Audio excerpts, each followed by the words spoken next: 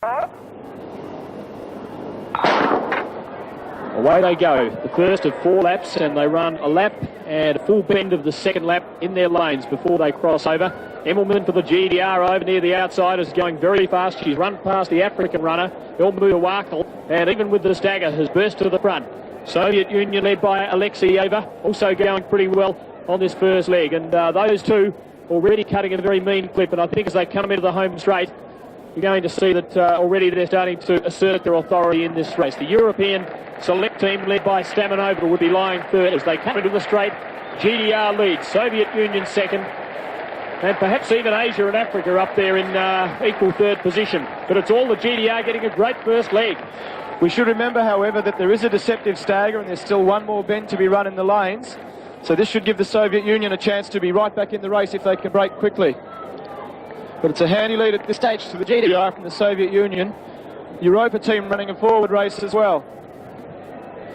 We'll get an indication of the difference between the two teams as they start to cross over now. Coming out of their lane, Sabine Busch running the second leg for the GDR. The gap's closing. Busch has already had a victory on the track today in the 400 metres hurdles event. Perhaps she might just feel that a bit as she runs her second big event for the day. And the Soviet Union second runner, Irina Nazarova, is closing the gap. In fact, it's only about 2 metres. The wide gap is between second and third, though, as the Europe select team leads the main body of the field. But it's about 30 metres between second and third. But now Busch storming down the home straight, and the GDR kicking clear again. The GDR are going to be hard to beat from here, in particular if this is a good change. And it's quite a tidy change indeed, and they've taken off on the third leg. That's Dagmar Neubauer running the third leg for the GDR, and she's got a very handy 8-metre lead or so over Mariya Pinigina.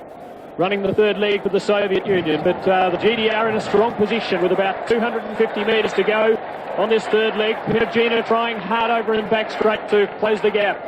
Neubauer still leading by about 6 metres. The gap just has closed slightly inside the 200-metre mark on this third leg. Pinigina chasing Neubauer into the home straight for the third time. And she is closing the gap too. This is a great leg by Pinigina. If she can hold on, she's done it very hard in the first 350. Neubauer being overtaken, and Pinigina gets to the front for the Soviet Union. But Koch to take the baton for the GDR, who made a good change. Koch immediately surrenders the lead. The anchor leg for the Soviet Union being run by Bryzgina.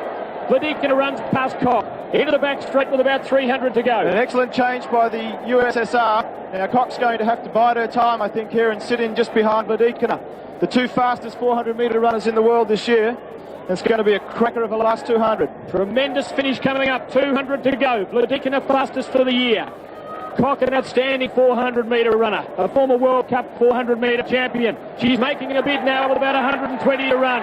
Bryzgina and Koch, Soviet Union and the GDR. Koch ranges up alongside her. She's already won the 200 metres today, and she's showing the Australian crowd what a magnificent runner she is as she comes down to win it for the GDR by about 7 metres.